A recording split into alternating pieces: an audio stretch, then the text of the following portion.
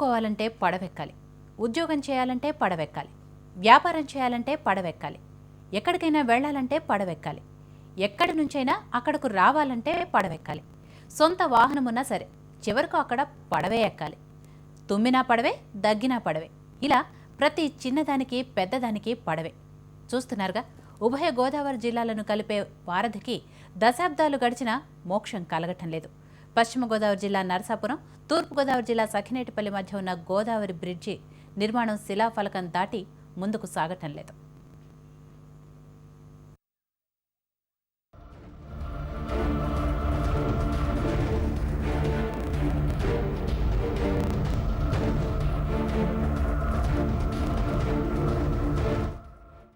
ప్రభుత్వాలు మారుతున్నాయి, పాలకులు మారుతున్నారు, రోజులు గడిచిపోతున్నాయి. కానీ గోదావరి తీర ప్రాంతంలో ఉన్న వారి బతుకులు మాత్రం మారటం లేదు. 4G జనరేషన్లో కూడా ఇంకా 2G బతుకులే బతుకుతున్నారు. అదిగో వారధి, ఇదిగో నిధులు అంటూ వాగ్దానాలతో కాలం గడిచిపోతోంది. అభివృద్ధికి ఎన్నో అవకాశాలున్నా ఇంకా బాలారిష్టాల దశలోనే ఉంది నరసాపురం పట్టణం. ఒకే ఒక్క వశిష్ఠ వారధి నరసాపురం అభివృద్ధిని శాసిస్తోంది. గోదావరిపై ఆ బ్రిడ్జి గనక పూర్తయితే వ్యాపార, వాణిజ్య, విద్య, వైద్య విషయాల్లో మరింత ముందుకు దూసుకువెళ్లే అవకాశాలు పుష్కలంగా ఉన్నాయి. ఇటువైపు నరసాపురం, అటువైపు సఖినేటిపల్లి మధ్య కనెక్టివిటీ పెరగటంతో పాటు రెండు ప్రాంతాలు మరింత అభివృద్ధి చెందుతాయి.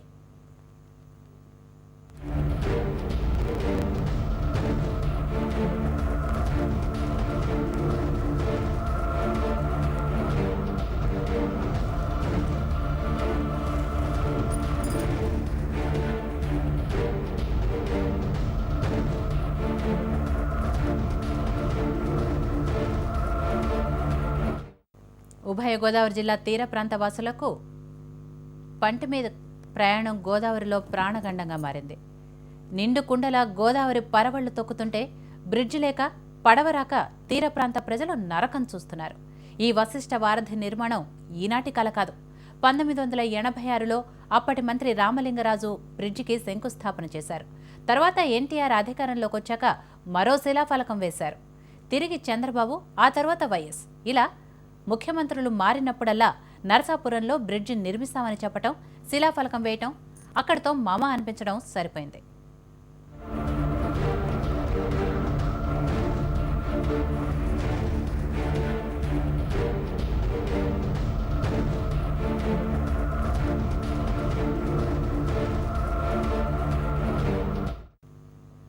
మామూలు బ్రిడ్జికే దిక్కులేదంటే అప్పట్లో నీటిపై తేలియాడే బ్రిడ్జి వేస్తామని చెప్పి ఊరించి ఉసూరుమనిపించారు. కేవలం ఎన్నికల సమయంలో మాత్రమే ఈ ప్రాంతంలో పాలకులకు గోదావరిపై బ్రిడ్జి నిర్మాణం గుర్తొస్తుంది. ఆ తంతు దాటితే గోదావరి వైపు కన్నెత్తి కూడా చూడరు ఇక్కడి పాలకులు. దీంతో 50 ఏళ్లుగా నరసాపురం వశిష్ఠ వారధి నిర్మాణం శిలాఫలకాలకే పరిమితమైంది. నరసాపురంలో ఆక్వా ఎగుమతులకు, లేస్ పరిశ్రమల ఉత్పత్తులకు మంచి డిమాండున్నా నేటికి సరైన మార్కెటింగ్ సదుపాయం లేక ఎక్కడ వేసిన గొంగళి అక్కడే అన్నట్లుగా ఉంది.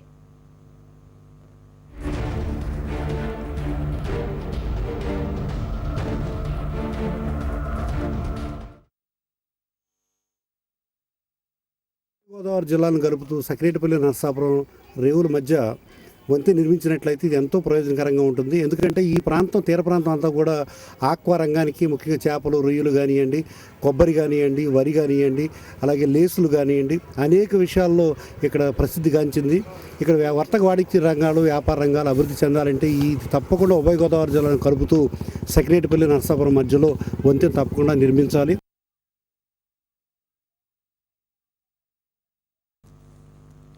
ఇదిలా ఉంటే తూర్పుగోదావరి జిల్లా సఖినేటిపల్లితో పాటు మల్కీపురం, రాజోలు, శంకరగుప్తం, టేకిశెట్టిపాలెం, ఇలా అనేక గ్రామాలకు నరసాపురం నుంచి వెళ్లాలంటే పంటెను ఆశ్రయించాల్సి వస్తోంది. నిత్యం ఈ పడవపై వందలాది మంది ప్రయాణిస్తుంటారు. కార్లు, ఆటోలు, పశువులు, వాహనాలు, ఇలా ప్రాణాపాయం అని తెలిసినా తప్పక మరో దారి లేక ప్రమాదపు టంచుల్లో ప్రయాణం చేస్తున్నారు అక్కడి స్థానికులు. ఇక రాత్రిళ్ళు ఏదైనా అత్యవసర పరిస్థితులు వచ్చి పడితే అంతే సంగతులు.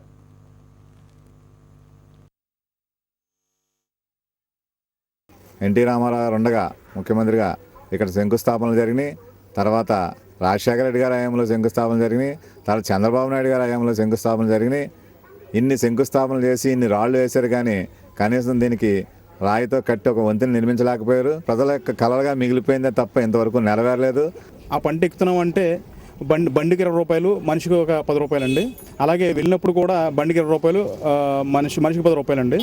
అలాగే నైట్ పూట అండి, రాత్రి ఒక్కోసారి లేట్ అవుద్ది. ఆ లేట్ అయినప్పుడు ఏంటంటే ఆడవాళ్ళు కానీ గర్భవతులు కానీ ఉంటారు, దాటవలసి ఉంటారు. ఆ టైంలో చాలా భయపడుతున్నారండి. 40 కిలోమీటర్లు ఇంకో బ్రిడ్జ్ ఉంటుంది, ఆ బ్రిడ్జ్ ద్వారా వెళ్ళాలండి. అలాగా వెళ్ళాలంటే మా ఎందు ఆలోచించి ఒకసారి ప్రజలు ఎంత ఇబ్బంది పడుతున్నారో ఇవన్నీ చూసుకుని ఒకసారి బ్రిడ్జ్ వేయవలసిందిగా కోరుతున్నాం. ఇక తీర ప్రాంత వాసులకు ఈ పడవే దిక్కు కావడంతో దాని నిర్వాహకులు అధిక డబ్బులు వసూలు చేస్తున్నారు. అనుకోని ఘటనలు ఏవీ జరగకముందే పాలకులు మేల్కొని వెంటనే బ్రిడ్జి నిర్మాణానికి కృషి చేయాలని డిమాండ్ చేస్తున్నారు.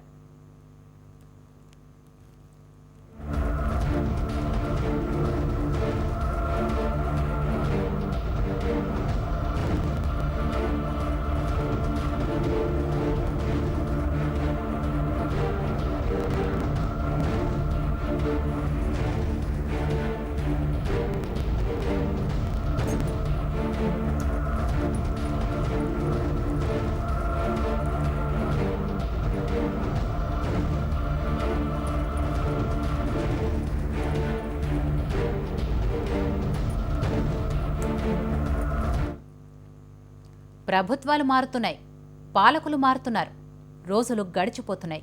కానీ గోదావరి తీర ప్రాంతంలో ఉన్న వారి బతుకులు మాత్రం మారటం లేదు. 4G జనరేషన్లో కూడా ఇంకా 2G బతుకులే బతుకుతున్నారు. అదిగో వారధి, ఇదిగో నిధులు అంటూ వాగ్దానాలతో కాలం గడిచిపోతోంది. అభివృద్ధికి ఎన్నో అవకాశాలున్నా ఇంకా బాలారిష్టాల దశలోనే ఉంది నరసాపురం పట్టణం. ఒకే ఒక్క వశిష్ఠ వారధి నరసాపురం అభివృద్ధిని శాసిస్తోంది. గోదావరిపై ఆ బ్రిడ్జి గనక పూర్తయితే వ్యాపార, వాణిజ్య, విద్య, వైద్య విషయాల్లో మరింత ముందుకు దూసుకువెళ్లే అవకాశాలు పుష్కలంగా ఉన్నాయి.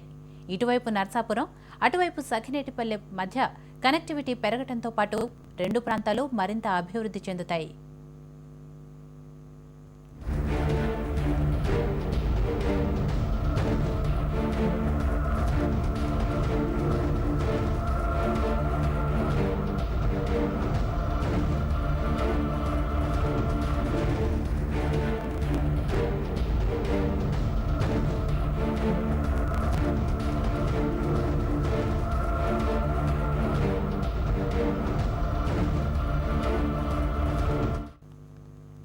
ఉభయ గోదావరి జిల్లా తీర ప్రాంత వాసులకు పంట మీదే ప్రయాణం గోదావరిలో ప్రాణగండంగా మారింది. నిండుకుండలా గోదావరి పరవళ్లు తొక్కుతుంటే బ్రిడ్జి లేక పడవరాక తీర ప్రాంత ప్రజలు నరకం చూస్తున్నారు. ఈ వశిష్ఠ వారధి నిర్మాణం ఈనాటి కల కాదు. 1986లో అప్పటి మంత్రి రామలింగరాజు బ్రిడ్జికి శంకుస్థాపన చేశారు. తరువాత ఎన్టీఆర్ అధికారంలోకి వచ్చాక మరో శిలాఫలకం వేశారు. తిరిగి చంద్రబాబు, ఆ తర్వాత వైఎస్, ఇలా ముఖ్యమంత్రులు మారినప్పుడల్లా నరసాపురంలో బ్రిడ్జి నిర్మిస్తామని చెప్పటం, శిలాఫలకం వేయటం, అక్కడితో మమ అనిపించడం సరిపోయింది.